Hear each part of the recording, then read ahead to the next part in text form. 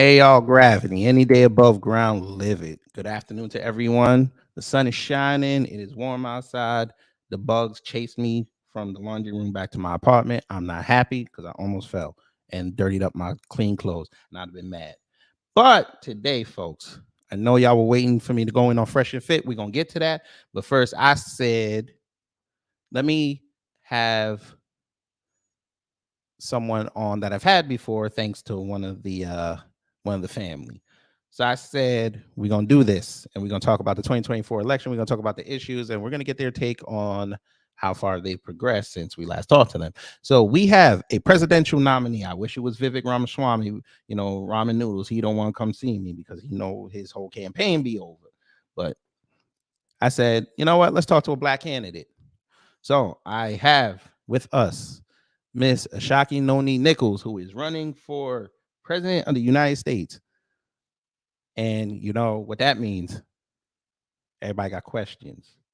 Everybody got questions. Hopefully, she will provide some answers. But Miss Nichols, how are you today? I can't hear you. You might have muted yourself. That is Oh, not. There can you you hear go. can you hear me now? Okay, Yes, ma'am. sorry. It's I all turned my good. volume down too low. Yes, ma'am. All right.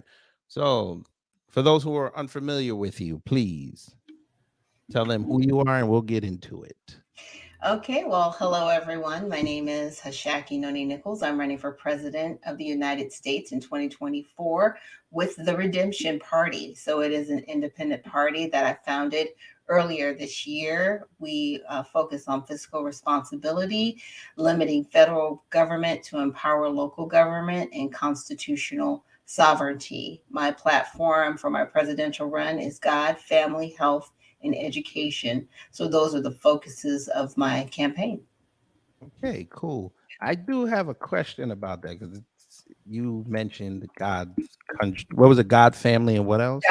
God, family, health, and education. Yes. God, family, health, and education. That is beautiful. I have a question though, because we have heard many a GOP candidate talk about God, family, country. We know that's a dog whistle for white folk. We'll just say it. That's a dog whistle for them. But what makes your platform different from what they're trying to foist off on the American people? Well, what makes my platform different is I am a disciple of Christ and I'm not ashamed of it. I'm not ashamed to talk about God. I'm not ashamed to walk in my faith. And what I do understand is we live in a country where we have freedom of religion, and that does mean freedom of religion. So if someone wants to worship another religion outside of Christianity, that is definitely their prerogative. I'm not running to lord it over people. I know that loving people means doing right by them no matter how you feel. So, in this case, if you know someone is from the LGBTQ community, I need to have respect for that person. I may not like what they do, they may not like what I do, but at the end of the day, people want a place to live, a good education, a livable wage. And those are the things that we really need to start focusing on as a country instead of the culture wars that we have now. Culture wars. We're gonna get into that a little bit later. Yeah. But for those who are not familiar with her platform, we're going to. Do you mind if I show the platform? Of course, of course. Say less. Go ahead. Okay, fam. This is on her website. The website is Nichols for number four, not FOR, because I know how some of y'all are, but we gonna help. Nicholsforpresident.org. And this is her Yeah. platform. Like she said, God, family, education, and health. But here's her policies, folks. I don't like what it does. Reparations, immigration, voting rights, anti-black hate crime bill / Juneteenth, the economy, education, healthcare, housing, gun safety, and marijuana legalization. Yes, she is for reparations, folks. So yes, we must take a look at Yeah. her. We must Yeah. take a look at her. Let's see. Black woman stand up. Hello. You seem new, but welcome to the platform. You said first time hearing about this woman. Is she currently in politics? What state is she in? Okay. So currently, I do not work in politics. I am a paralegal. I've worked with different local and federal governments. So that is part of why I am running. And I live in Georgia. The Georgia. Yes. Georgia. I'm in a hot button state because a lot of things happen here and it gets on to the national platform. So it's very interesting. Yes. And you know what my favorite one is? Stacy losing. She lost. I love man. It was, it's interesting. I actually got a chance to meet her and go to one of her events, and she's very Mhm. well educated, very well spoken, but it just wasn't her time. There were just some Mm. flaws in her run that people, to your point, they couldn't get past it. One thing that I noticed is that Black men, especially, were put last on the list. They were like the Mm. very last segment of her platform that she went after their vote. And it was one of the things that I noticed. And I even talked to my husband about it with my campaign. It was like, I want to make sure that men know they have a voice. And I need Black men to have a voice because Black men are not thought about. Their vote is basically taken for granted and expected. Right. It's like, well, you got to vote Mhm. anyway. You're going to vote the way your woman tells you to. And it's like, oh, that is so disrespectful. It's just, it kind of chaps my hide that Black men don't get the respect that they deserve. So I will get off of that soapbox. Yes. Sorry. Okay. Can we for a second, brothers and sisters, stand with her husband and protect this woman? Because she just said something that's gonna piss him off. Oh, they coming. I know they coming. But that's okay. I don't run from no smoke. But I love this platform because again, we've seen I've documented many times on my platform all these candidates and their platforms. They all I swear to God, I think they all have the same webmaster and the same website creator. They all sound the same. Oh, wow. Okay. But then I come to yours. I mean, it's not as vivid as theirs, but you're leading with issues right there. The first three, because that's what we look for. The first three issues have to be Black related for us to take a look at you. And your first two are reparations and immigration. And we Yes. know that's a problem. So tell everyone what your stance is on reparations. Well, with reparations, it needs to be at the federal level because the issue happened at the federal level. So after the Emancipation Proclamation, when Lincoln freed the slaves, they did put in place a Freedmen's Act. Now, later on, I want to say maybe 5 years later, roughly, the government stated they didn't have the money anymore to fund that act. And so it was pretty much, it dissolved itself, right? It was one of those things that started up well and then it just petered out, but they did not keep their promises. And one of the really failed parts was, we always talk about 40 acres and a mule. But the other thing that I looked at that they didn't do is they didn't put protections in place for slaves after slavery. They just assumed that people would treat slaves with dignity and respect because they were now considered citizens of this country. Well, that didn't happen. And because it didn't happen, you got Jim Crow. You got the segregations. You got things that happened after Reconstruction and after the Emancipation Proclamation. So now that we've got all these states coming back saying, yeah, we need reparations here, here, and here, I don't really think it's going to come to fruition the way we would like to see it because it needs to be cased in law. And so I want a reparations act that actually solidifies and brings back the promise that wasn't kept to ensure that those lineage based individuals, descendants of slaves, can get the reparations that were promised and that people can actually benefit just the way the Indians, got their reservations land and all of those things. They got it through a national order and a law that was put in place to protect them. And so Black people need the same thing. They're gonna get mad at you again. They coming. Oh, they coming because we know CARICOM. They're making their maneuvers, and now we have the immigrant classes. They're trying to get in. Oh, Clarence Thomas. Yeah. How do you feel about how Clarence Thomas ruled on affirmative action? Because I said in my commentary when I broke it down that he really put in a provision for y'all to get reparations. Well, here's the thing. With the Supreme Court, they're at the bottom of the list. They really aren't that as powerful as people believe they are. Right. Right. Exactly. As I'm just saying, as judges, they sit and they rule based on the Constitution that says, okay, this is what the law says, this is what you have to do. You guys have a disagreement. Here's our ruling, and that's it. It's Congress that needs to do their job. They're failing to do their job with affirmative action and actually clarify what should and should not be. Again, they put a law in place, not really realizing the protections that were needed, and they didn't state specific protections. And so people have been able to just take advantage of the law put in place. So, his ruling, not a lot of people liked it. I mean, he benefited from it, right? And to your point, he did open up the door to say, well, based on these things, reparations could be a possibility because of, again, broken promises. I wasn't really excited about it, but I wasn't surprised because a lot of it was his own experience.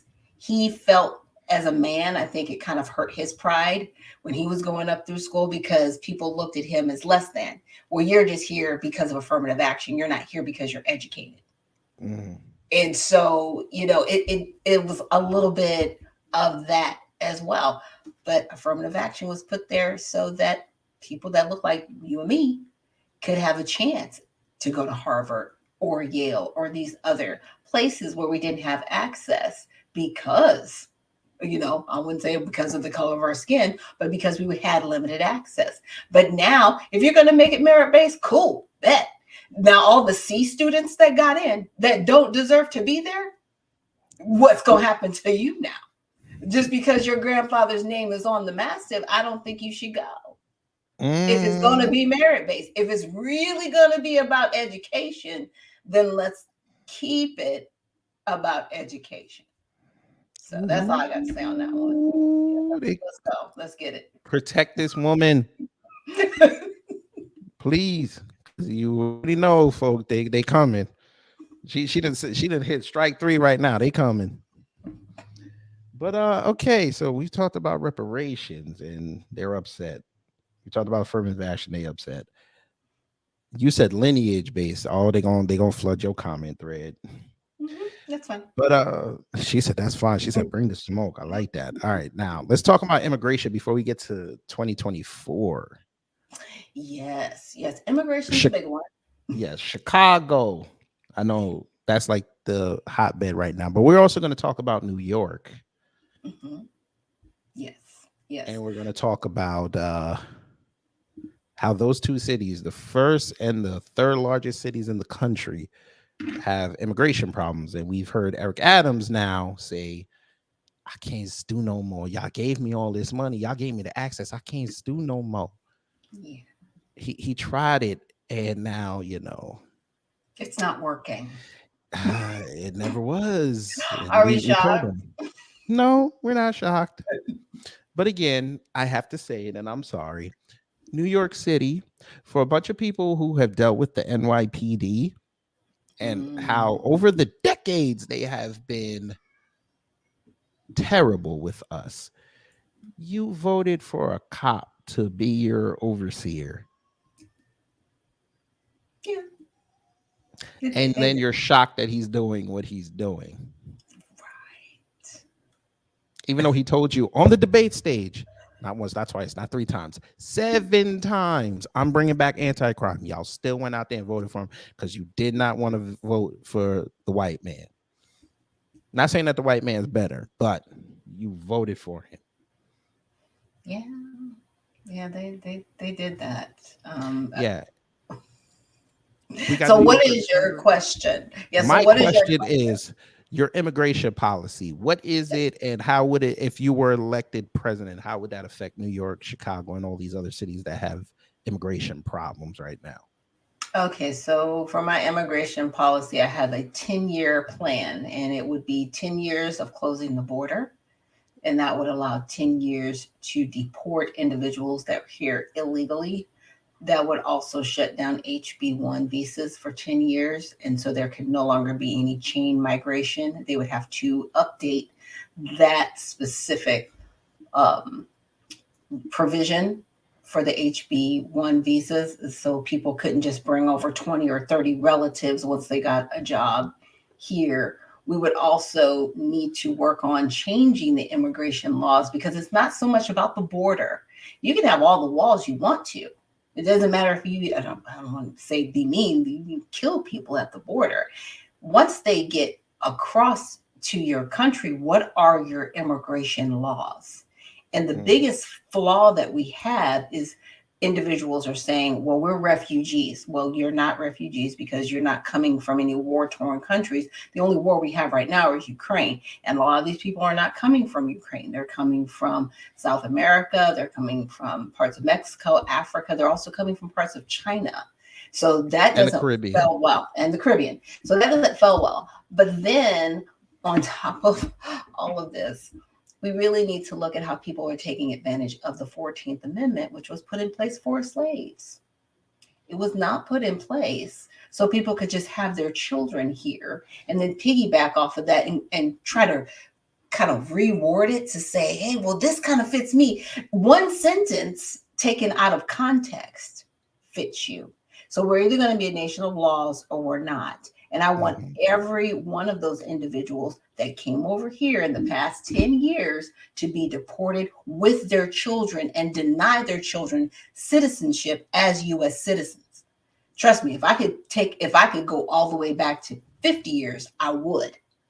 Because there are people that come over here purposely to have their children so their children can have dual citizenship. And I've lived in Irvine, California. I saw that 2020 special. And I was like, oh, yeah, I've seen it right in the complex that I lived in, how women from China would come to Irvine to have their children. OK, and they would have their babies and they would get that dual citizenship and they would go back to China.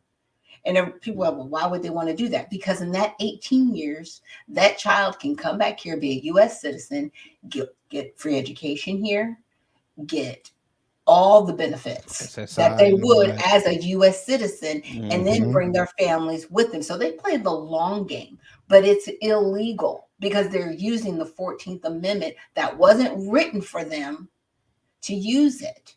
And these, they keep talking about, oh, they're asylum seekers and all these other things. Greg Abbott just put in, I guess, a deterrent in the river, and they're mad at him for putting in a deterrent because people are getting stuck in it. Why are you there? Stop coming. But here's the real kicker. Why are they coming? If I was told I could get free healthcare, education, food, really, and housing, and you're going to give me a stipend, and you're going to give it to me for free, and all I got to do is just make it over here. That's why people are coming here. Now, if you shut all that down and told people you are not going to get citizenship unless you come here with a viable job. And I'm not talking about McDonald's, okay? I'm talking about a viable job where you are a computer programmer, where you are an engineer, architect, doctor, lawyer. Like, you need to be top tier to come to this country. Oh, it shut all that down. They wouldn't be here. They would not be here. Mm-hmm. So yeah, I'm kind of hardline on that. I don't like it. I feel you on that. Yeah. Is it something like this? Do not come. Do not come. Is it something like that? Yes and no. Because she was very disingenuous when she said that. She was. It was disingenuous because it was only after everybody kind of got upset about the border that she said that. And she said it. Mm-hmm. Where's the policy behind it? Your policies don't match your rhetoric. No one came behind that and said, okay, for these individuals coming over here, you're going to be sent back. No, we've got governors flying people all over the country, but they already had packets to fly them all over the country. So you've got government contracts. They're being paid to either small airline companies or large airline companies because that's not free.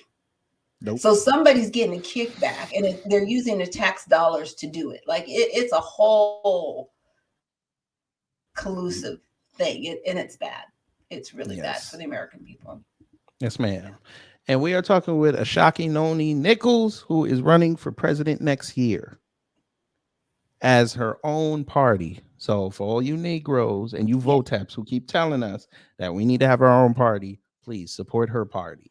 If you want to find a party that is for Black people, well, for Black people, by Black people. It's not FUBU, but you know, that'll give you a memory link when you need to look up her platform. It's a Black platform.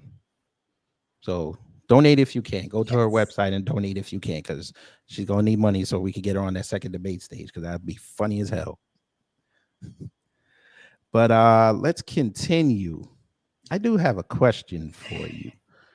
Have you been looking at the 2024 field of candidates? Okay. How do you feel? I'm gonna throw out. Yes, I'm gonna throw out a couple names. I want to see what your thoughts are. Let's talk about. Okay. Let's get Trump out the way first. How do you feel about Trump this go around? I'm not excited, and I even said it when he said he was going to run. I was like, he doesn't. I don't see the 2019 Trump. I don't see this. I feel like he's just trying to do it because he wants to finish the mission. That's not. We need something different. I need a different Trump. It's like he's doing the same thing again.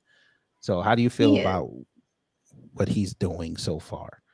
That his stick is not working anymore. It's just not working because there's no policy behind it. People want you talking about policy, and it needs to come from the person that's running. Now, I get everybody has their teams and people are working on this and on that, but when you are not actually coming up with the policies that benefit the country and somebody's just feeding information to you, it's very disingenuous.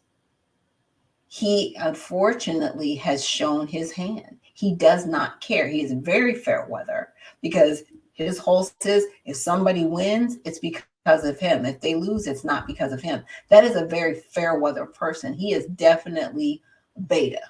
He's got beta moves. He is not an alpha. And he does not care about America.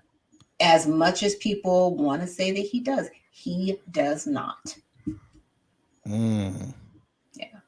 I've not heard anybody say it like that. But do you? See, this is why Black people are awesome. We innovate. Now, you know, somebody's going to see this and they're going to steal it from you. This is where you got it from. You got it from this woman right here who's running for president. So give her credit. I get it. Y'all don't want to do it. Okay, let's talk about the Satan, aka Rhonda Sanders. How do you feel about the Satan? You know, he has definitely scorched earth with a lot of different areas. It's good and bad. It's good because he's at least letting people know how he would run the country, the way he's run Florida. I think the very large thing that I see is where he took CRT out, but then he put Asian American Studies in.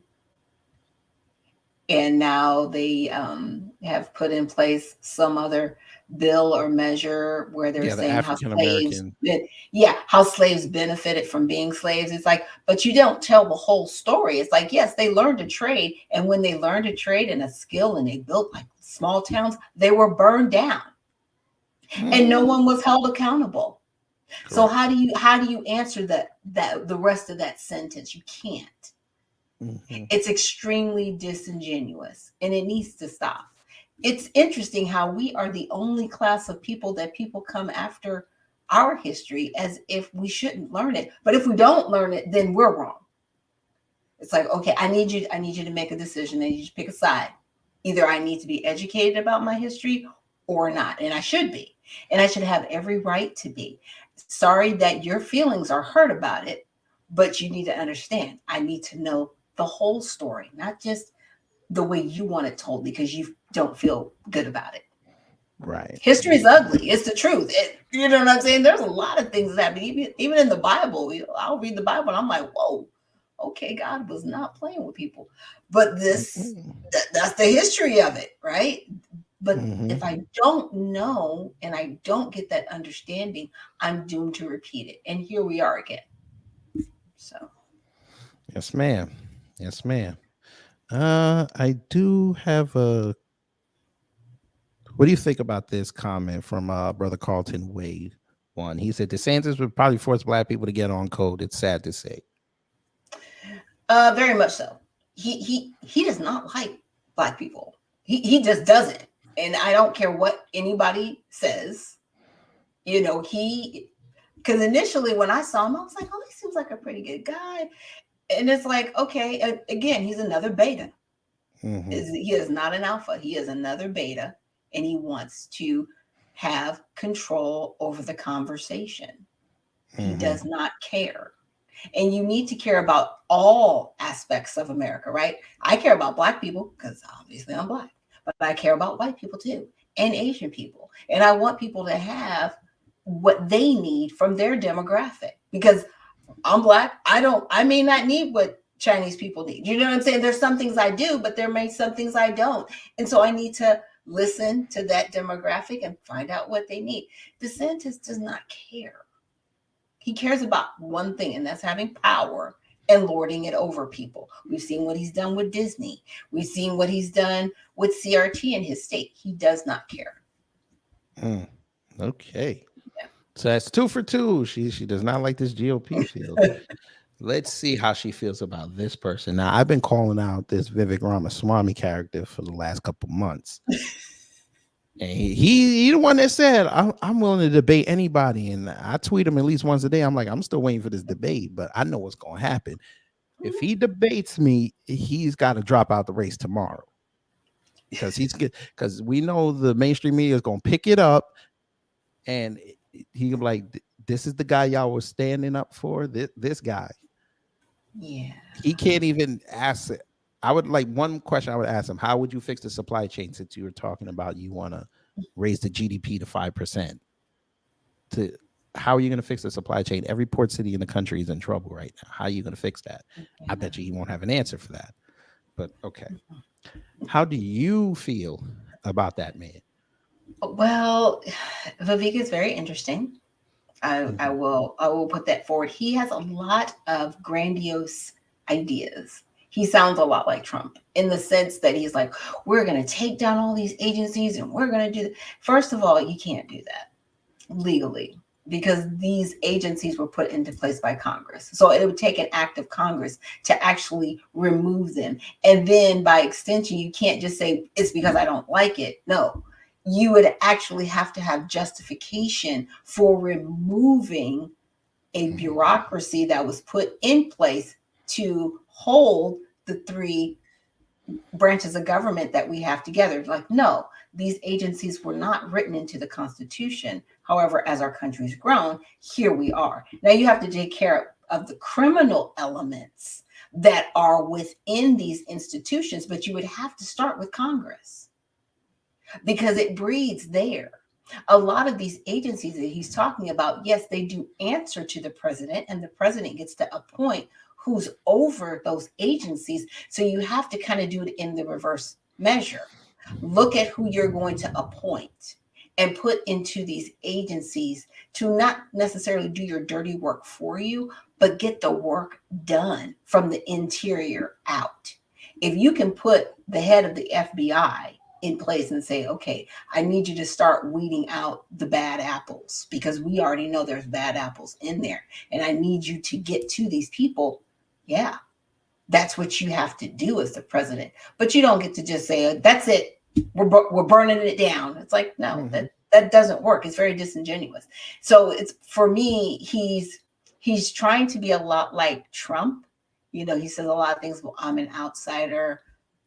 And he's trying to use like a lot of these tactics like Trump used. It's like, that's not going to work this time around. People are on to that game. They're on to it. You need to create your own lane. And, you know, if I had $10 million, you would see me too. I would be on I'd be commercials, every check. Look, $10 million. Yeah. But he's grassroots. Again, he's very grandiose. He has a perspective. He has a lane that he's trying to carve out, but it's a lot like Trump. And I'm just not a part of it. Yeah. And that political outsider is a lie because I spent a whole live stream showing how much of a political outsider he's not. I mean, he got interviewed way back in 2007 by the State Department for a website that he built in college. That doesn't make you a political outsider. You were known. Mm-hmm. And it caused me to come up with this slogan that if you're trying to claim that you're a political outsider, but the government knows you, you're not a political outsider. You're someone who is not a threat. True. Like you would be a threat because what you're advocating for, the government knows that would upset the apple cart. Yeah. What he's proposing, again, is MAGA 2.0. Hell, you go on his website, it says America First 2.0. Bruh, you can't even be that original. Come on, bruh. Like I said, he's just piggybacking off of what Trump has done because he's like, oh, that works. It works for a small segment of the population. It doesn't work everywhere. It really doesn't. Right. No. And then all the times we see him talk to black people, it's been tension filled. Mm-hmm. Oh, did you watch The Breakfast Club? Oh my God, we broke that down. Tesla and Figueroa showed up in the comment thread. Oh, it was a beautiful thing. Oh, them white trolls were all in my comment thread. I was arguing for a week. I was like, oh my goodness, Tez went in. I was like, okay. Mm-hmm. She did that. So yeah, you went from Don Lemon owned you at the end. Tesla and Figueroa destroyed you. Then you went to Christy Kelly, even though she's a Republican, but she was pushing back on the stuff you were saying. You didn't like that. And then you went to Abby Phillip. And I'm not no big fan of Abby Phillip, but even she pushed back on you and you went in confrontation mode. But then I noticed something, a little pattern. All four of those people I just mentioned, he decided to go write tweets saying that they don't know what they're talking about. That this is what the left does, even though it's like immediately discrediting. Right. Even though Christy Kelly again is a Republican, right? So she's on your side, but she pushed back on you. But Hannity called you out, and you didn't say a word about that. Well, it's one of those things. You pick your battles, right? Pick your battles properly. So, but if you think you have the juice, it shouldn't matter what Hannity says. Very true. Very true. There's been a podcaster. His name's Farron, and he actually disagreed with his view on January 6th. And I was just like, oh yeah, Farron went in. I was like, oh, okay, tell us how you really feel. I mean, and I was just like, okay. I need a shock value politician. I don't need that. I need somebody that's going to tell me how you going to fix these issues. I got a family. Yeah, and that's what we've gotten away from. It's a lot of times, you see Instagram or Twitter. I mean, Marjorie Taylor Greene, she's completely out of control.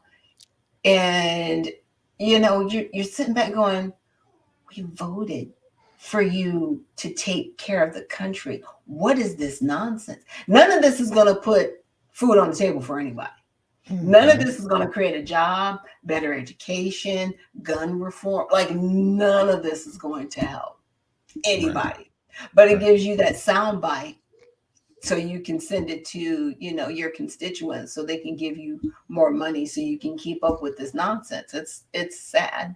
It's very sad. But it's the playbook the Republicans use all the time. And I've gotten kind of hip to their games. Like I'm 51 years old. I think I started getting when you're in school and you see things on TV. So I remember Jimmy Carter. I remember Ronald Reagan. I remember the things that my parents had to go through and my grandparents. So I've lived through some of this history. And I was like, the Republicans do the same thing every time. They blame everybody else.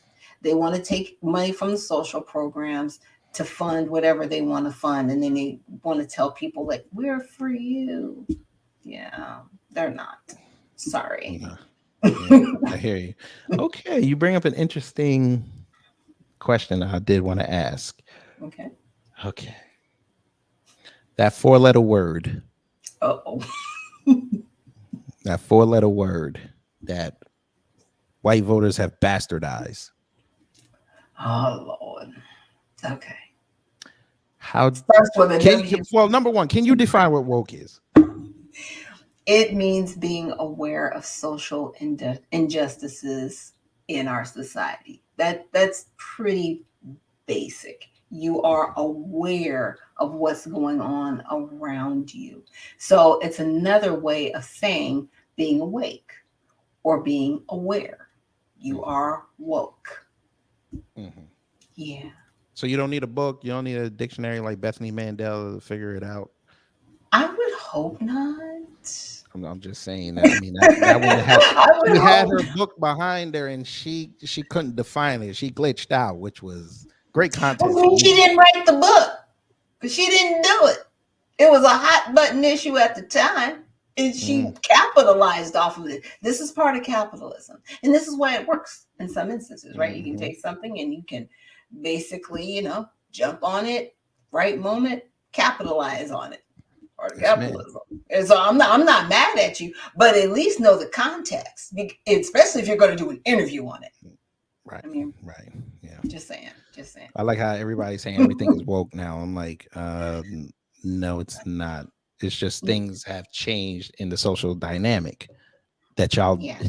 This is what I think they think. This is for white folk. When you see this, I'm going to give you a new definition of woke from black man. I know this is going to work because I'm black and everything I do works. Here we go.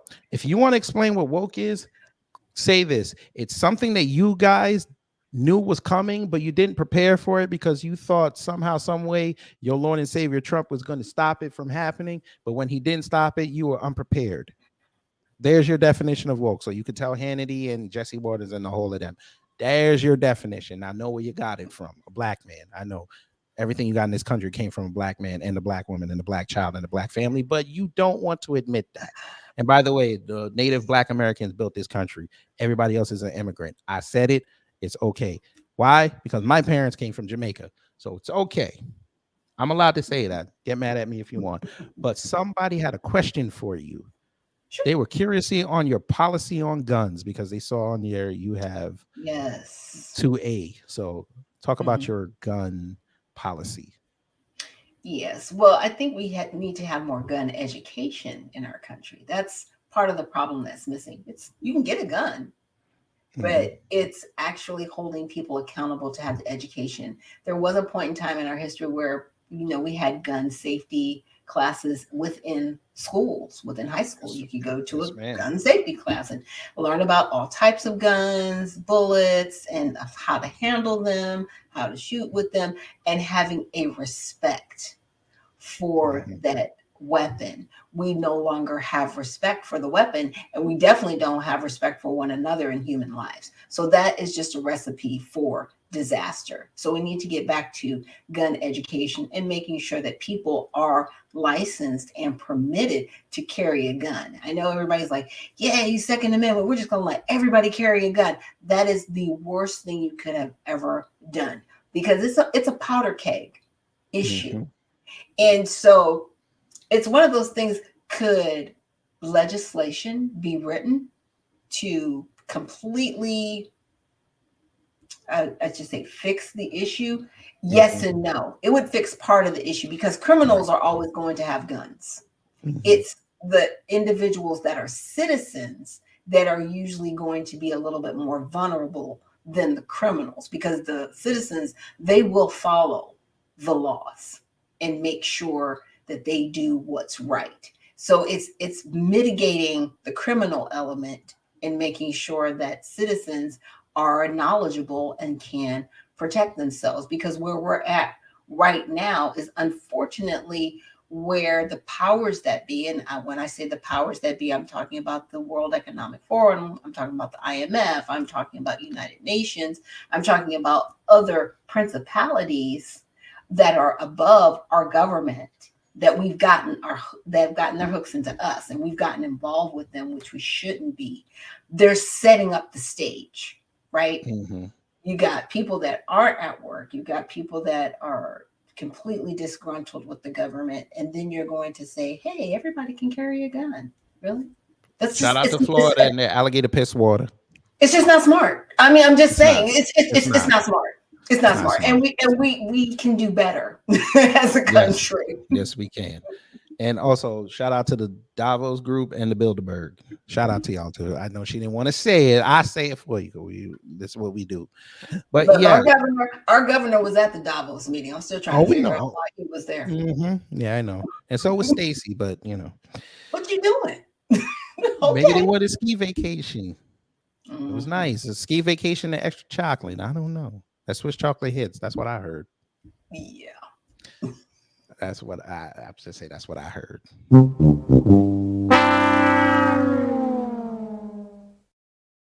be gone in 2.5 years, and then we can get somebody black there, and then we can satisfy all these people that are still moving to Georgia, because you know, even though they say Georgia's so restrictive, and now we don't have to have a weapons license down here, and how Georgia's restrictive, and it's the South and the rednecks and the white boys, they're still coming here. But you know, it is what it is.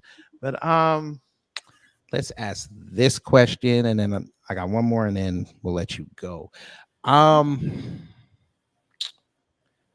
you been aware of what's going on Twitter in the respect of this quote unquote diaspora war?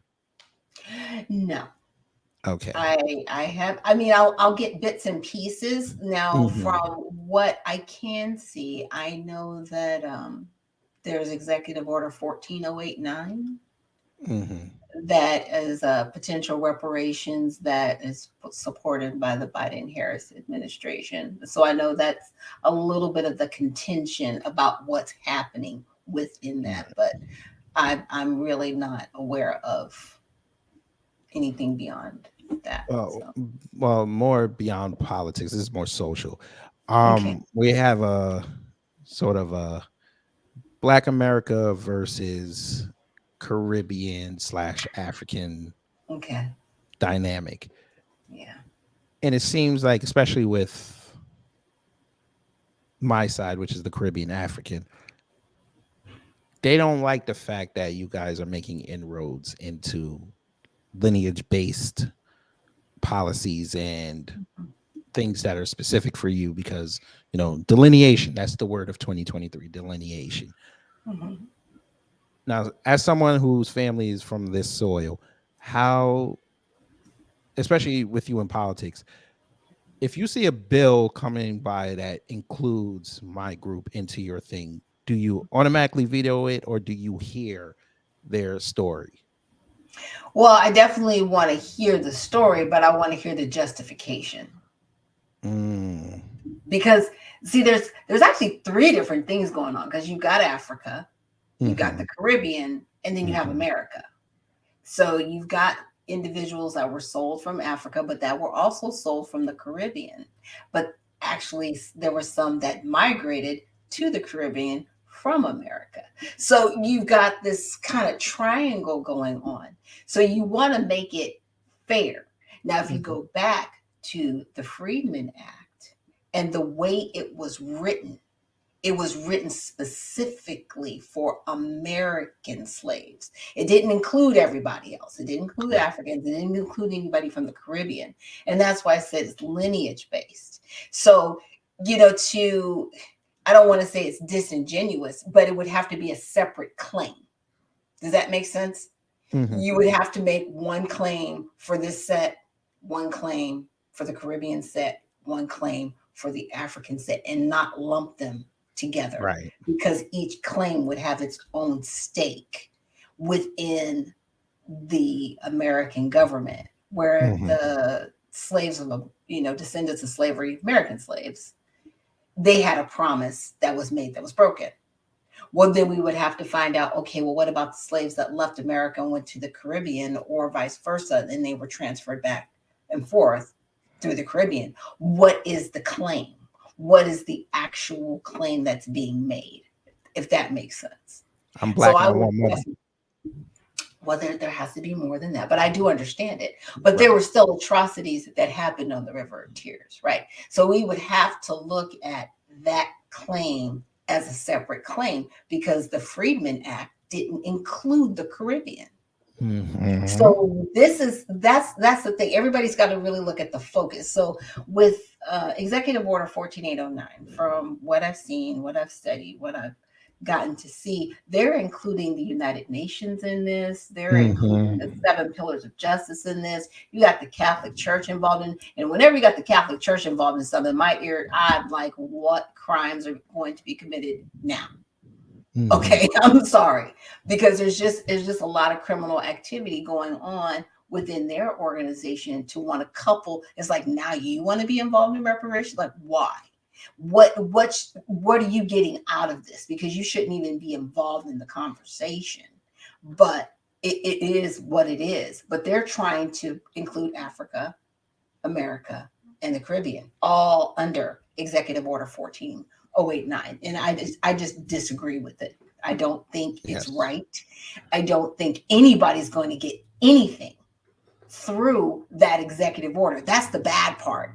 That executive order, even though it looks good, it sounds good, nobody's going to get anything, because they will, at the end of the day, Congress will go, who's making the claim and why are they making it? And they can't tie it back to anything because they didn't tie it back to the Freedmen Bureau's Act, which is the one thing that was written into the Constitution for us. So I'm like, no, thank you. That's just my take. Yes, ma'am. Yes, ma'am. Okay. And last question. This one's a little tough to ask, but I might as well ask. Let's say you get elected president, the establishment. They missed the ball and you came in like a rocket and you won. You have all the books with the executive orders that you want to put. What's the first one you're opening? Oh, the first one I'm getting started is reparations, because it's going to take the longest to get done. It is going to definitely be the potatoes of the meal. And potatoes usually take longer than your meat or carrots or peas. Right. So it would be the first act. And I would definitely be putting forth an anti-Black hate crime bill, because that protection needs to be there within that Reparations Act. And if it has to be a separate executive order to be later absolved into the Reparations Act, it's got to be there, because this has to stop. It's nonstop, every day hate crimes, even to the point, even in Georgia, where we had she's a celebrity, and she was called Darky in one of the establishments here by someone who is not of this soil, from foreign soil. So that's learned. That's a learned behavior. That isn't somebody who came in and said, okay, so if people are being taught to be disrespectful to Black Americans, it's coming from somewhere. And it's one of those things to get us pointing fingers at one another and not at the establishment. But if you have an anti-Black hate crime bill in place, and you say, okay, you know what, your establishment's going to get hit by a lawsuit, and here's why, and here's the hate crime bill put in place, there you go. It will curb that behavior. And it's awful that we're in 2023 and we still have to legislate behaviors when we shouldn't be here at all. So yeah, those would be my first two pieces getting done within the first 100 days. All right. Now let's give you a fun question before you go. Okay. Jason Aldean almost falling out. I laughed. I'm sorry. He tried it in a small to mid-sized town, and the Most High almost got him. But looking at that situation, is that incumbent on the white voting bloc, or is that just an isolated incident? Because some of the imagery that he used in that video rubbed a lot of people the wrong way. Doesn't matter what color you are. Okay, I'm unfortunately not familiar with the video. The person, I've heard his name before. Right. He did a video. Yeah, he did a video called "Try It in a Small Town." He basically was saying how he grew up in a small town and the things that he's seeing today, like the protests and all that, you wouldn't try it in a town where he's from, even though he's from Macon, Georgia, and that's 160,000 people. But he tried to think. But what pissed everybody off was he did part of the video, or he took an image of a courthouse in Tennessee where a Black man got lynched, and then he tried to make it seem like it wasn't racist. It was just like he just put it in there. So yeah. Unfortunately, people, they send a message, and when people show you who they are, you need to believe them. Yeah. So unfortunately, I mean, all of us, we have our prejudices, we have our disagreements, we do treat each other unfairly. We are discriminatory. We all have a little bit of that in each of us. It's like, okay, accept it, admit it. But if you're going to be outwardly about that, don't come back later and like, oops, I'm sorry. No, you're not. You meant for people to see that. Because you knew how people were going to react to it. I'm sorry. I've been in production. I've seen the cutting room floor. I work in legal, and I've worked in entertainment legal, especially with clips. Okay. So when you are getting different photographs from different places, you have to pay for that footage. You don't get to just film something and put it up there. There's contracts behind it that's going to go inside your video. So you knew exactly what you were doing. You knew the exact message that you wanted to send. And now you're just dealing with the repercussions of it. You don't like the repercussions because you think people are, be asleep to it. But again, like I said, we have a racial powder keg in this country, and it is getting to the point where we've got two parties, the Republican Party and the Democratic Party. They're both cults. The Republican Party has the cult of personality. The Democratic Party has the cult of their policies. And they believe in them so strongly that they would kill off people to have what they want. And people just need to start seeing and realizing that. We need to step away from it and go, no more. We're not going to allow you to be criminals within our judicial systems, within our legislative systems, and definitely not as our president. So all you Aldine fans, y'all can try that down here in a small town in Georgia. See what happened to you. Don't play with us down here. It's a different animal. Yeah. It's a different animal in the South. I have seen that with myself in 2.5 years. Down here is different. Yeah. But it's a beautiful state.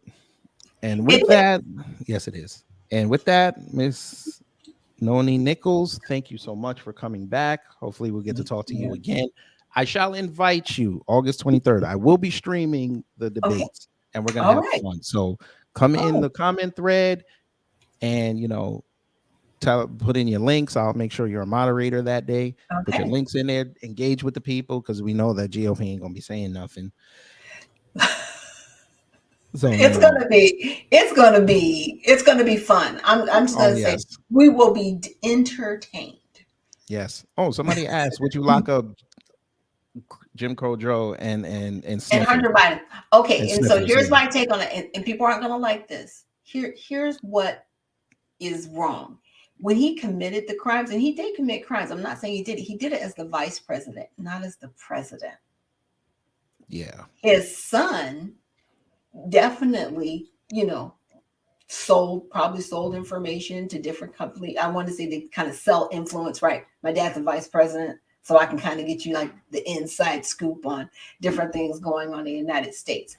The unfortunate part is it happens so much in Congress that if you took down Joe Biden and Hunter, you'd have to take down everybody. Right. I mean, and when I say everybody, I'm talking about everybody. Everybody got 500. Yeah, and I'm not saying it would make it right, but he didn't commit the crimes as president. So all of this grandstanding that the Republicans are doing, it is a waste of everybody's time. It needs to stop. And the reason why they're doing it is because they don't have policy. They don't have a plan. And they don't want to do right by the American people, because if they did, that would actually be their focus, not on crimes committed while somebody was vice president. They can't even stick on him right now. Sorry. And that's a lawyer saying that, so don't get mad at me. The game is the game. I'm a paralegal, not an attorney, but you're close enough. Probably know more than most attorneys. It's just one of those things. We have to get back to the rule of law. And I've seen, some Democrats standing up and going, my colleagues on the other side shouldn't be doing this or that. And they're right. They're not wrong in what they're saying, but both parties need to get things done. And what, like I said, with the Democratic Party, they are definitely very focused on policy, but they're so focused on it that it becomes like a cult in the sense that they start to, they're like, you have to believe this. I'm like, no, I don't. I can support it or not. Belief that's religion. And we have First Amendment in this country. So you can't tell me to believe anything, because once you do and you put it in different policies, which they have, that's when you're crossing the line. So, Right. yeah. All right. Cool. I appreciate this. Yeah. All right. So we're gonna end it off here, family. If you want to see the first interview that we did last year, it's in the description box. I have her, I think her link should be pinned at the top for her Twitter, and I'll also put the link. I also did put the link for her website in there. So make sure you go check her out, check out the platform, engage with her, get her numbers up. And who knows, she may be in a Twitter space pissing people off again. Only time will tell. But before you go, just let everybody know where they can find you, and then we'll get up out of here. Yes. My website is www.nichols4president.org, and that's the number 4, or you can type in Nichols forpresident.com and it'll take you to the same site. And you can also check my link tree, which is Nichols FOR President. All right. Cool. This was fun. I appreciate it. And like I said, if you guys want to find a political party to follow her party, which is, once again, the Redemption Party. The Redemption Party. Yes. It's all about reparations, getting the illegal immigrants out, and Pro 2A with education, of course. Yes. All right, folks. We're going to get up out of here. Take care, stay safe, and stick around, because we're going to jump right back into the next podcast about fraud and misfit and red pill voting. Okay. So, yes, ma'am. So take care, stay safe, and I will see y'all in a minute. And y'all know what to do when the agitators of peace come to mess up your existence.